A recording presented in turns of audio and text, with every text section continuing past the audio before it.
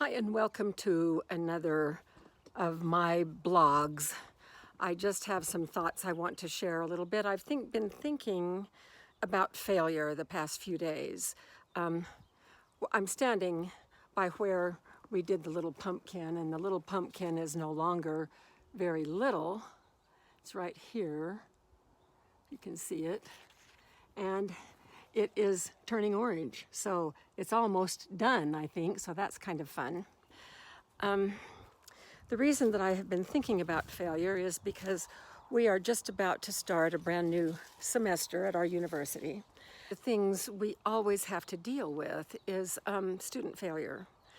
And it just seems like every year, more and more, students are not as resilient against having some kind of a failure in their lives as they were previously, and maybe I'm just too old to notice that, I don't know, but it has become a concern that a lot of us at our university are trying to deal with.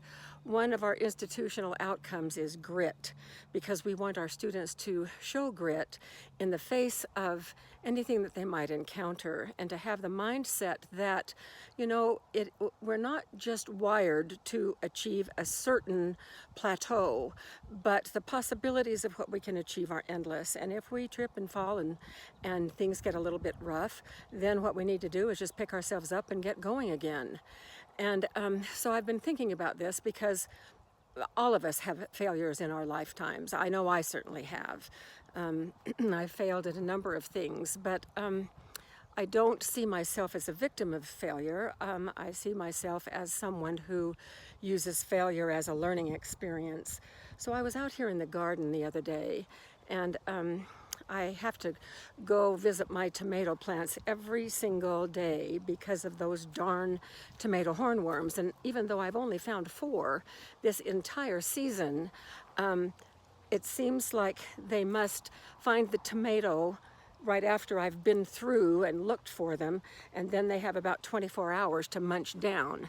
And when I find them, and they're big and fat and about the size of my little pinky finger. But I have one plant that I particularly want to show you, which I think is a plant with grit. And here it is right here.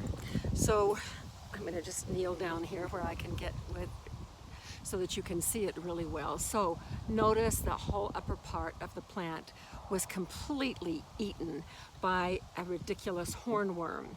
And I have one piece of a leaf right here, and then another piece of a leaf down here.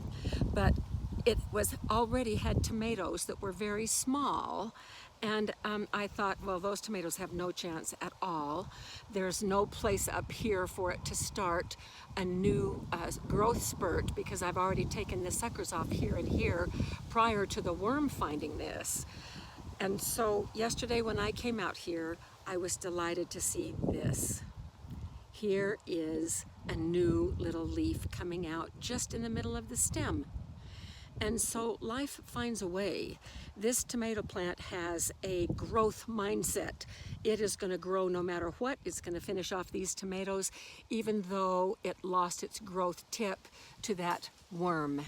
So now I'm going to take you in the house, and I'm going to show you an epic failure that I had. So at our university, we are actually teaching our students about what is a growth mindset, to believe in yourself that you can grow and that you can use the failure to learn some things and to make it better. It's really not a failure unless you do not learn anything, or unless you don't keep trying and trying again. And so I wasn't exactly really happy with the lemon powder that we made in our last video, only in terms of making lemonade. I tried to make lemonade. I was so looking forward to just being able to make a fabulous glass of lemonade, and it turned out to be a little bit too grainy. And I know that that's why, as I think about it, I mean, duh, how many PhDs does it take to figure out the simple fact that what I had turned into powder was part of the peel, with that waterproof skin on the outside, and the pith, which is also buoyant in water, in addition to the juice that was on the inside of the lemon. So all of those little pieces did not exactly dissolve in water. And so I thought, okay, well, I'm gonna retry. because I want some lemonade. And so Jim brought home another 2 bags of lemons, 20 pounds of lemons.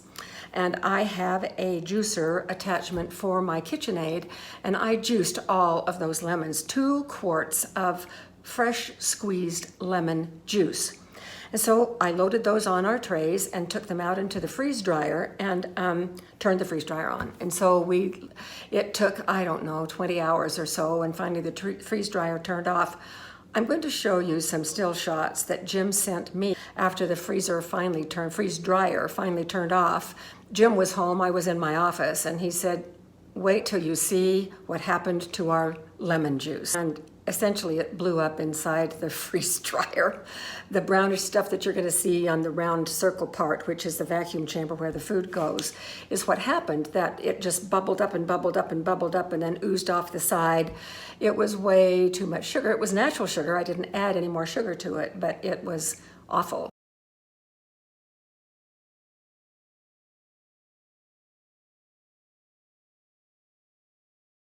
And then it finally settled down, and this is what it looked like. This is lemon juice, pure lemon juice. And you see it's sticky, it is gummy, and the reason that it is on dehydrator trays is that I thought that perhaps because we've been struggling with the heat out there, and when it gets too hot in a room, the freeze dryer doesn't work very well. So I thought maybe it turned off early, and so I put it on the dehydrator tray, still trying to salvage the mess, and it didn't do any better. So can you imagine inviting someone in for a nice tall glass of lemonade and say, just a moment, and let me put the lemonade powder in your drink? And so there it is. It doesn't dissolve very well. I cannot powder it. Now, if you dissolve it in hot water first, then you can make this. And really, it doesn't taste too bad, but it is not at all appetizing in its current state. So, epic failure on attempting to make lemon powder, which is what I was ultimately going to do with that mess, and then use that for lemonade, because I figured we just needed the pure juice to make the lemonade.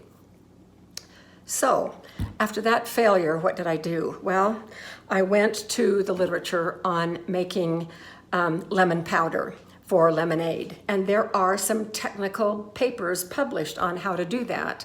Of course, it uses commercial machinery, but nevertheless, I read through the whole procedure. And basically what they do is take a whole lemon, just like this, and they peel it completely. Well, they take the zest off, and then they peel all of the pith, so it's just kind of a naked lemon sitting there. And then they put those lemons in the freezer, a regular freezer. And then once they're frozen solid, they put the whole lemon into a freeze dryer.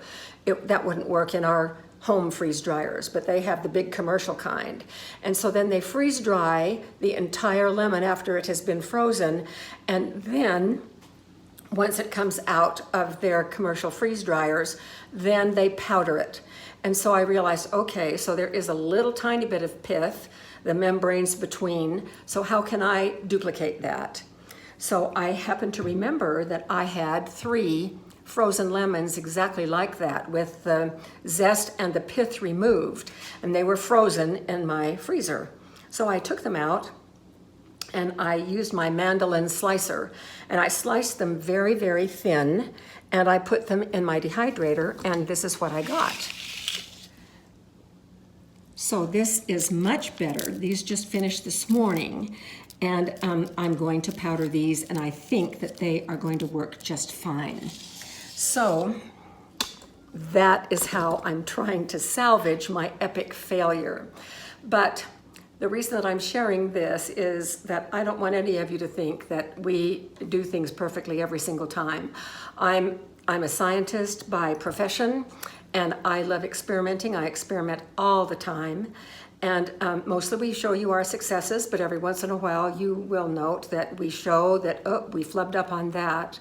But part of failure is having a growth mindset and realizing that you can, if you can't fix it, well, then you do the best you can and you just go on. So we're going to be doing a full video here in the next few days on uses of lemon powder. and I will bring the results of the tray of little lemon slices that I just showed you, and hopefully, it will work out just fine. We would certainly rather have that than this. I just had to do this. I couldn't not show you what a mess this makes when we try to make lemonade. But this is really pretty good. So thanks for sticking with me for this blog, and watch for that video. It will be forthcoming soon.